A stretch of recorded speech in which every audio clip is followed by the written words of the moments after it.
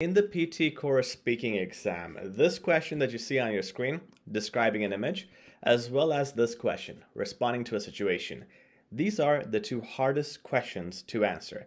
This is where a lot of our students struggle. A lot of people make mistakes here, and a lot of you may fail in your speaking if you don't answer these questions correctly. Now, a lot of factors here. First is, these are the only questions where you have to talk for a long time, 40 seconds. So it's not enough time to specially talk about a lot of the things happening in the picture, as well as to properly define a situation as big as this one. So the timing and the word limit is the problem. Then the problem is the AI marking what it would like or dislike. And then the other problem is these two are the only questions where you have to think, and you will be marked on what you think because the way you say the answer, your task response, and content will be marked. The other questions are easy, right? Repeat the sentence and read aloud. Those are easy. These ones are the hardest ones. A lot of our students, though, have scored a successful 90 out of 90 score in PT Core speaking so far. If you want to check out the templates on how to speak and the best samples on how to really get it done, guaranteed, it comes with a money back guarantee. If you fail, get your money back. Check out our course in the description. It's a 15-hour PT Core course detailing every section, especially the speaking module, with a lot of templates, tips, and tricks.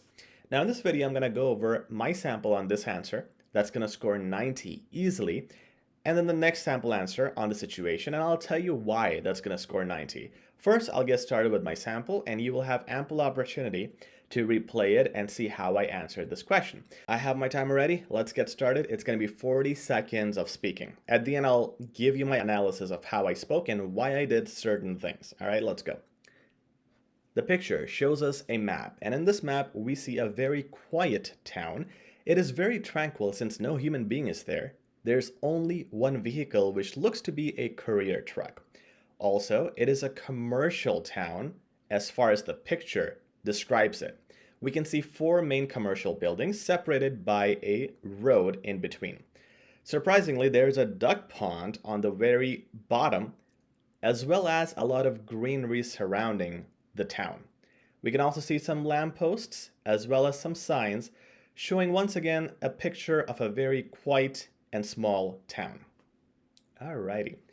Now, one thing I could have done is say furthermore, moreover, but I was looking at my time. I was running out very fast, and I didn't find a place to do that. What I did was pauses, of course, between my points, and I also said we can also see, we can also notice. I don't know if I said further we can see this or so, but if I did, it would be a nice thing to do. We use directions on the left-hand side, right-hand side, and foreground. There's a duck pond. So showing directions is really important. Talking about that is really important. That helps you separate the picture into different parts. Also, all the points that you explain, make sure you have adjectives. I kept mentioning it's a quiet town, and then buildings are commercial. So whenever you put more adjectives, you're using more descriptions. It gives you more range of vocab.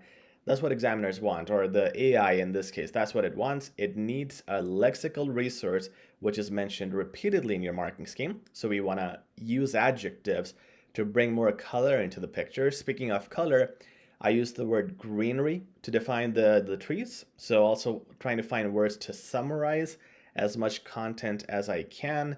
And I use the word surprisingly, which is a connector. At the same time, it is a lee. And every time you use lees, you use adverbs, you get more marks because it's a range of vocab. So using that, again, puts more imagination in the picture.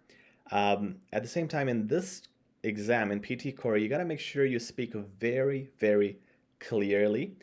The pace that I was using is the pace you need to use. Make sure you're loud enough that every word is understood and heard, because an AI is marking you. So it's not going to be a place where you want to use contractions or you want to rush words or even say because the AI would just look at that and translate it into a different word. So you want to be very clear when you speak, just like how you do speech to text on your phone when you're not typing, when you're voicing a message, when you're typing a text using your voice. Okay, so that is the same nature of this test. And again, you can see there are you want to explain as many points as you can, but make sure to define them well, not just say them, but use good quality points with enough explanations and adjectives. All right. Also, it finished off with the conclusion. I think at the end I said something like overall, it shows a very quiet town or a tranquil town. I think I used the word tranquil. So we also want to use advanced words, not just basic words. Okay. Now with this question, you have responding to a situation. This is the very next question after the picture question. And by the way, you can have 2 to 3 of the picture questions and 2 to 3 of respond to a situation questions. Now here again, you have 20 seconds to think. And before that, you would have the reading time, but you would also hear it. So they will play this scenario. They'll just play what you see on the screen. Word to word, you will hear this. You have been using your colleague's laptop and so on and so on. So you will listen to it first. You can also read it at the same time. Then you have 20 seconds only to think about it and then 40 seconds to speak. So let's have a look at the scenario. You've been using your colleague's laptop for a presentation at a conference while they were on vacation, as yours was in for repairs. During your use, the laptop's battery life has significantly deteriorated and it now requires frequent charging, potentially due to your heavy usage of graphic-intensive applications. Additionally, you accidentally scratched the exterior, so it gets worse and worse. Your colleague will be back at work tomorrow and you need to return the laptop. How would you approach your colleague about the laptop's condition? A lot of people ask me, should we take notes? And I always tell them, in fact, I wrote this email earlier today, do you take notes when you talk to your friends? You don't, right? This is supposed to be the same thing. You have to think naturally. The more natural you can make it, the more marks you would get. Honestly, it is all about thinking in a very relatable tone, and you have marks for appropriateness too, which means in this case, you're talking to a friend. Talk to that person like a friend. If you talk to that person like a boss or someone else, you will lose marks. So you got to be just natural, helps you with emphasis and tone, helps you with appropriateness, and all these things have marks. Okay, so that's what I'm going to think. I'm going to actually think this happened, and I'm going to think of a realistic friend and talk to them. Now, in these types of situations, mostly in PTE Core respond to a situation, you have to apologize because it's usually something you messed up on or giving a bad news.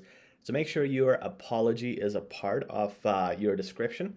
And then just 1 to 2 reasons why this happened.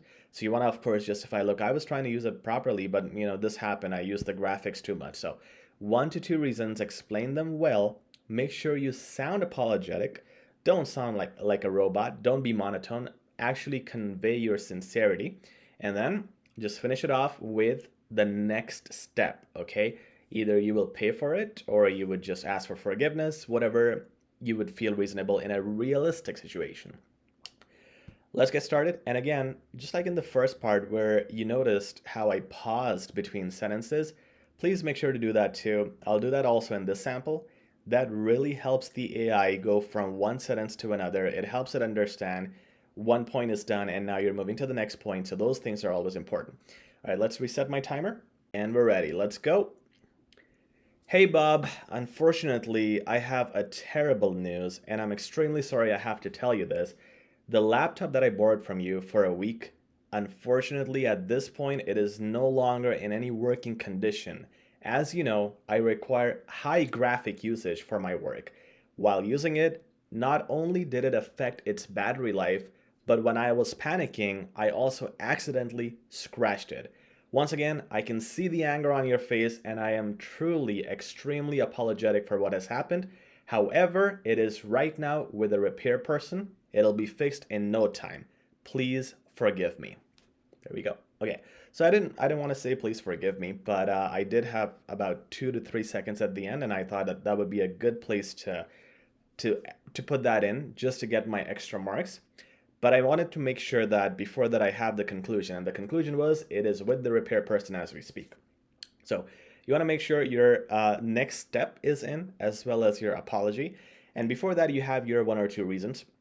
And those reasons would include, of course, your graphic usage, and you scratched it because you were panicking at that time. I think I said I was in panic or something like that. Because of the panic, I scratched it. Not sure exactly what word I used. So whenever you give reasons, make sure like the reasons that are here, you say them, but explain the depth behind them. A lot of times students are missing the description, and in my feedback I tell them your description lacks depth, and that is the reasoning behind what has happened. So you messed up, you scratched the laptop because you were panicking, okay? And again, the graphic usage is the reason the battery is not working. So that's already kind of given to you in the question. You don't have to explain it, but where information is missing, bridge that gap with your description. Okay. You can see in PTE Core, we don't do a lot of how are you? We do that a lot in CELPIP and in other exams. But here you have such limited time, you got to get to the point right away. Go with unfortunately in this case, unfortunately this happened. And sometimes people would say, I'm disappointed to tell you. You can use words like I'm despondent to tell you. I was trying to get that in, but I couldn't, so I didn't. But every time you have the chance to use advanced words, please do.